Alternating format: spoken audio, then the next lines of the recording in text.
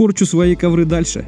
Чтобы оставить функционал своих гобеленов и упростить их обслуживание при химчистке, я их решил не приклеивать и не прибивать, а оставить их съемными. Хотя комментаторы под прошлым видео говорили, что и так их испортил Обрезов.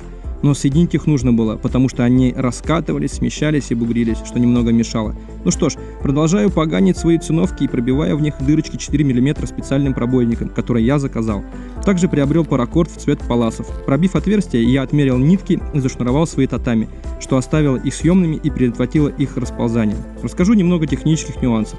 Когда будете пробивать отверстия, обязательно подкладывайте под килим деревяшку, плотную и твердую, чтобы ничего не прыгало, и не делайте это на голом полу, потому что вы пробьете себе пол.